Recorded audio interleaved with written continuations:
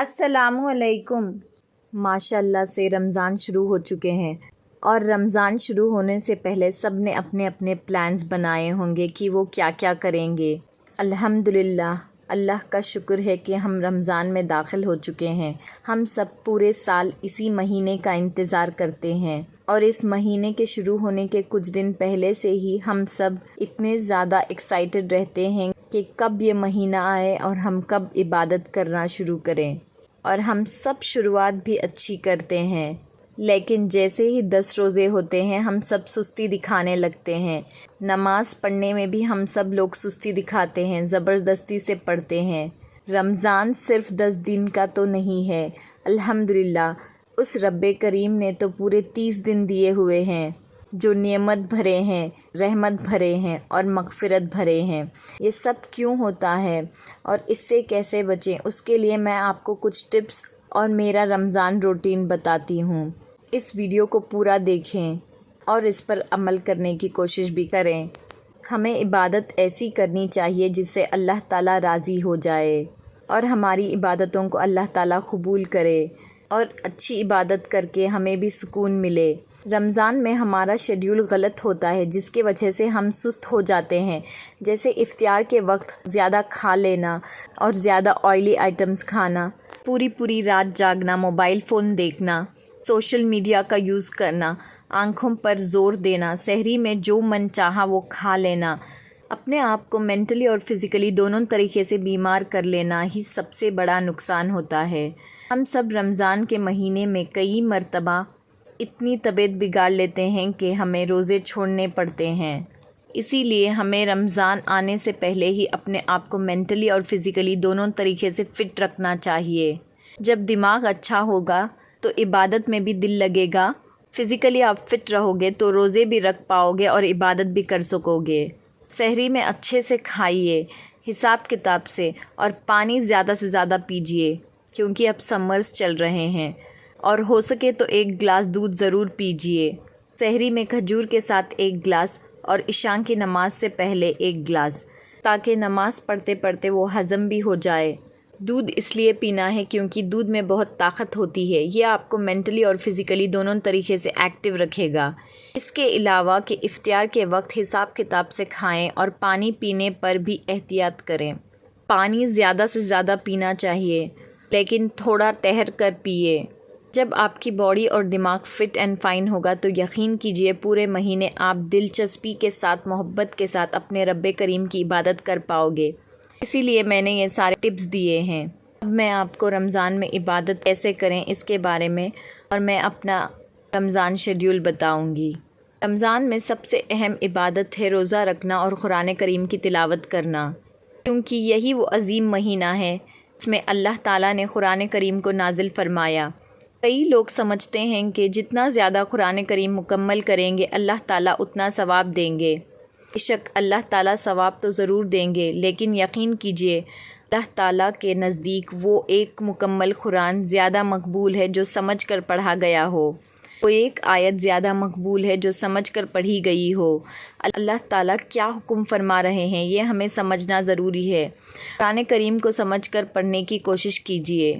افطار کے بعد مغرب کی نماز ادا کر کے گھر کے کام کاج سے اچھے طریقے سے فارغ ہو کر عشاء کے لیے تیار ہو جائیں۔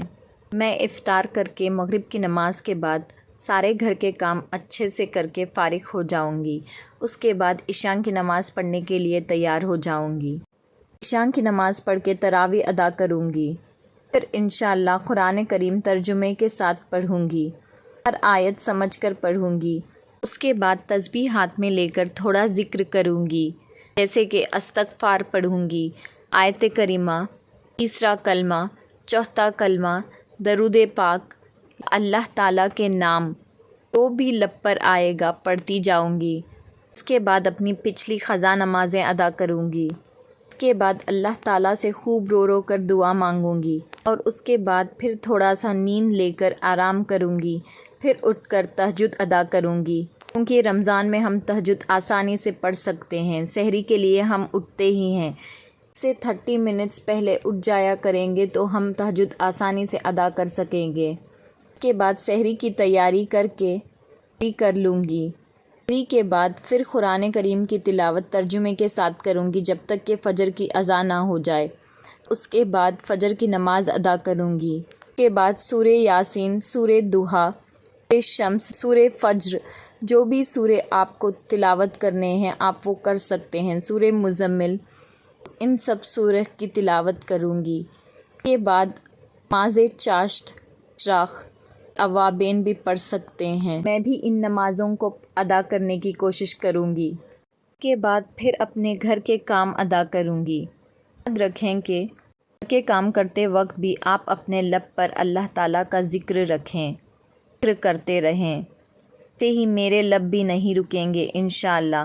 میں میرے لبوں پہ صرف اللہ کریم کا ذکر کروں گی، روزانہ کچھ نہ کچھ صدقہ ضرور نکالوں گی انشاءاللہ۔ اس کے بعد ظہر کی نماز ادا کروں گی اور سورہ فتح کی تلاوت کروں گی، استغفار کی کثرت کرتی رہوں گی، تھوڑی دیر آرام کر لوں گی۔ اس کے بعد اٹھ کر افطار کی تیاری کروں گی، اس دوران بھی میرے لب پر اللہ تعالیٰ کا ذکر رہے گا۔ اس کے بعد عصر کی نماز ادا کروں گی، سورہ نبا پڑھ کے قرآن کریم پڑھنا شروع کروں گی، درود و شریف پڑھوں گی۔ انشاءاللہ افطار پر 10 منٹ پہلے ہی بیٹھ جاؤں گی، بے حد دعا کروں گی، کیونکہ یہی وہ وقت ہوتا ہے جب روزدار جو مانگتا ہے اللہ اسے عطا کرتے ہیں۔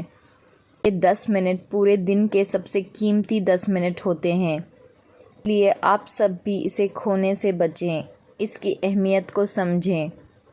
روزانہ افطار سے 10 منٹ پہلے دعا کرنے بیٹھ جائیں، پھر اس کے بعد وہی سیم شیڈیول۔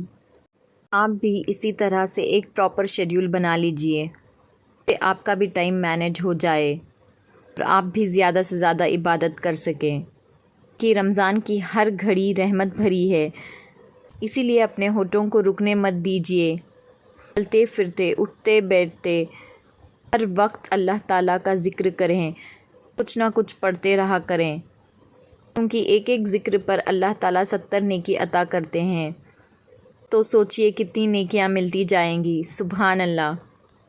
اللہ تعالیٰ رات کی عبادت زیادہ قبول فرماتے ہیں، تو ہو سکے تو دن میں سو جائیں اور رات کو زیادہ سے زیادہ عبادت کریں، دن میں بھی عبادت کا ایسے ہی معمول بنائیں۔ سب کے لیے دعا کریں، پیلسٹائن کے لیے بھی دعا کریں، اپنی دعاؤں میں مجھے بھی یاد رکھیں اور دوسرے مسلم تک اس ویڈیو کو ضرور شیئر کریں۔